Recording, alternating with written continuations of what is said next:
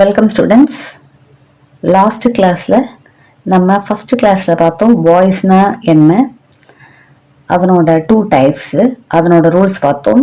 அடுத்தது நெக்ஸ்ட் கிளாஸில்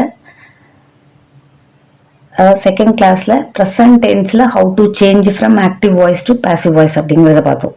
இப்போ இந்த கிளாஸில் ப்ரெசன்ட் கண்டினியூஸ் டென்ஸ் பார்க்க போகிறோம். How to change from active voice to passive voice இந்த ப்ரெசன்ட் கண்டினியூஸ் டென்ஸ் அப்படிங்கிறத பார்க்க போகிறோம். இப்போ இதில் ஒரு சென்டென்ஸ் கொடுத்துருக்கேன், C is singing A song அப்படின்னு கொடுத்துருக்கேன்.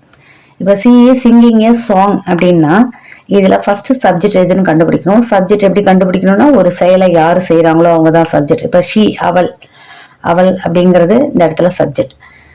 ஈஸ் சிங்கிங் அப்படிங்கிறது வேர்பு. ஓகேவா? ஏ சாங் அப்படிங்கிறது ஆப்ஜெக்ட்.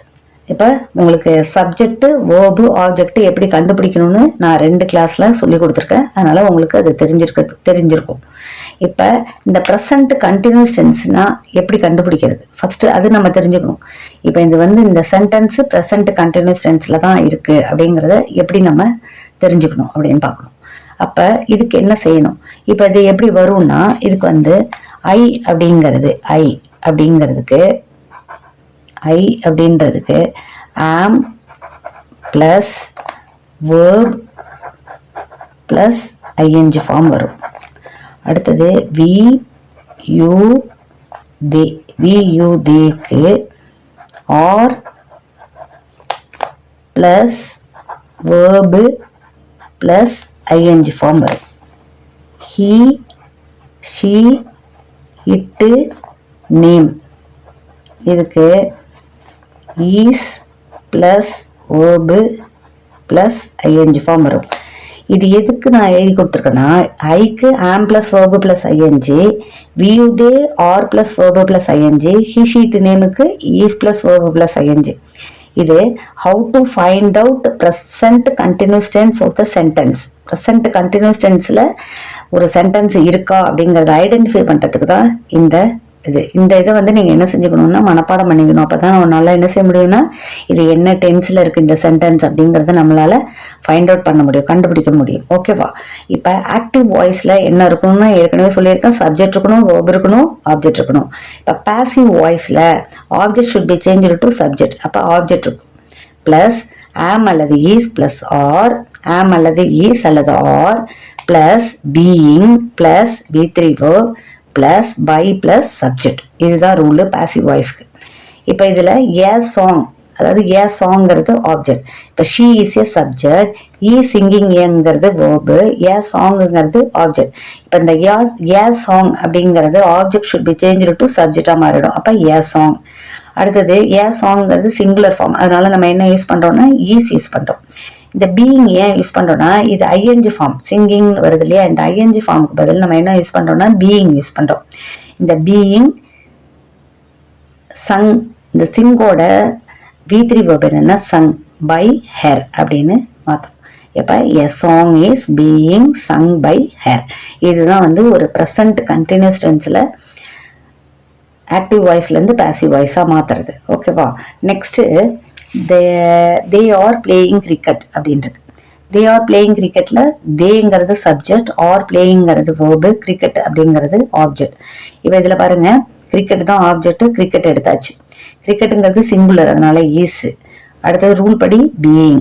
பிளேயிங்கோட V3 verb, அதாவது பிளேயோட V3 verb பிளேடு பை. இந்த தேவோட சப்ஜெக்ட் ப்ரொனவுன் தே, இது ஆப்ஜெக்ட் ப்ரொனவுனா மாறும்போது தெம்மா மாறிடும். அடுத்தது சென்டென்ஸ் பார்த்தீங்கன்னா ஐ எம் டிரைவிங் ஏ கார் அப்படின்னு கொடுத்துருக்கேன்.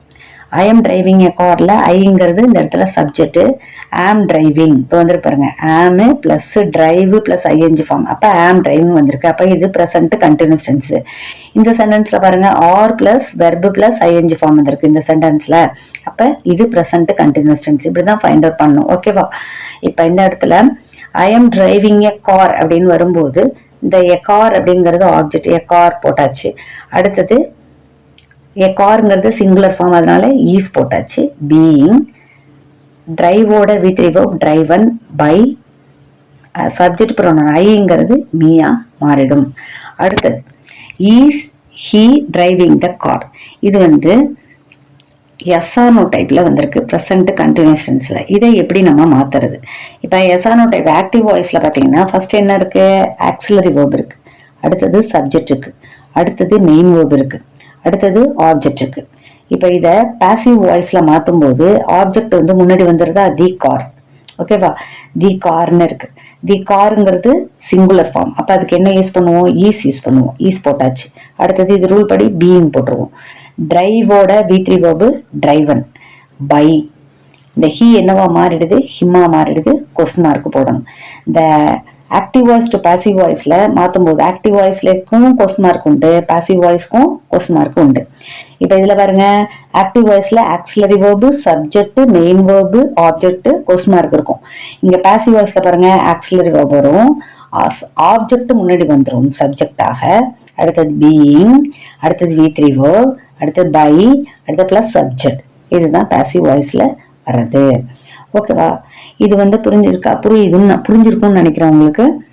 இந்த கிளாஸ் உங்களுக்கு பிடிச்சிருந்துச்சுன்னா லைக் பண்ணுங்க, ஷேர் பண்ணுங்க, சப்ஸ்கிரைப் பண்ணுங்க. We will meet next class. Thank you.